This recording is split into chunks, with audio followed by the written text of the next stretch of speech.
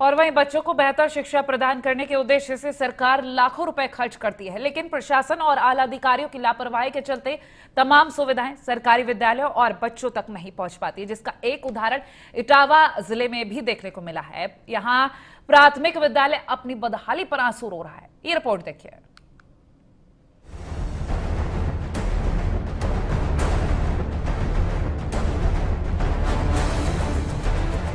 गुणवत्ताहीन शिक्षा न देश हित में है, न शिक्षण संस्थानों के हित में और न ही विद्यार्थियों के हित में। सरकार शिक्षा का स्तर सुधारने के लिए पानी की तरह पैसा बहाती है। इसके बावजूद शिक्षा की बदहाली एक बड़ी चुनौती बनती जा रही है। बेहतर शिक्षा व्यवस्था के नाम पर लाखों रुपए खर्च करने के बाद भी जरूरतमंद बच्चों को उसका लाभ नहीं मिल पा रहा है। सरकारी स्कूल और बदहाल शिक्षा व्यवस्था का उदाहरण इटावा जिले के विचारपुर ग्राम सभा में देखने को मिला, जहां बुढ़ेला गांव का प्राथमिक विद्यालय अपनी बदहाली पर आंसू बहा रहा है। आलम यह है कि स्कूल में न तो बिजली है और न जलपान की व्यवस्था, जिसके चलते बच्चों को अंधेरे में पढ़ाई करनी पड़ रही है।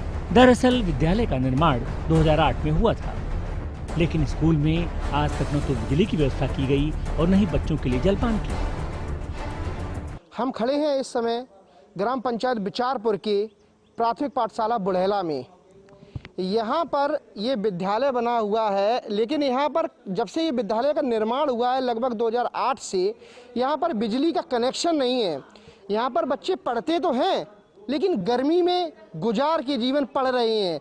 यहाँ पे टीचर्स तो आते हैं, लेकिन टीचर्सों की सुविधा के लिए बिजली तक नहीं है।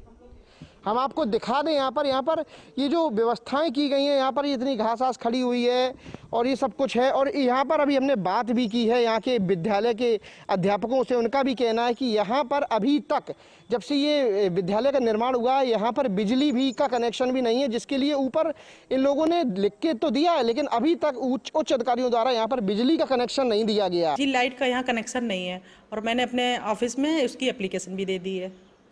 कब आपने एप्लीकेशन दे दी थी? मैंने दे दी थी वही मार्च अप्रैल में, और वैसे तो मैं कई बार इन्फॉर्मेशन दे चुकी हूँ। कब से मैडम यहाँ पर बिजली का कनेक्शन नहीं है? शुरू से ही नहीं है।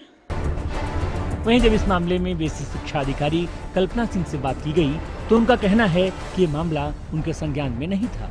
इस विद्यालय की समस्या का समाधान करने का उन्होंने आश्वासन दिया। अभी आपके द्वारा मेरे संज्ञान में आया है और मैं इसकी जांच कराऊंगी। वैसे मैंने सभी ब्लॉक से सभी बीओ के द्वारा हर विद्यालय की रिपोर्ट 18 पैरामीटर पर मांगी है और इसके बाद जो जैसी कार्रवाई होगी की जाएगी। 12-13 साल बाद भले ही बेसिक शिक्षा अधिकारी की नींद खुली हो और वो इस समस्या का समाधान करने की बात कह रही हूँ, लेकिन बड़ा सवाल है कि अगर ऐसे बढ़ेगा इंडिया तो कैसे फिर आगे बढ़ेगा इंडिया। न्यूज़ 1 इंडिया के लिए इटावा से आशीष श्रीवास्तव की रिपोर्ट।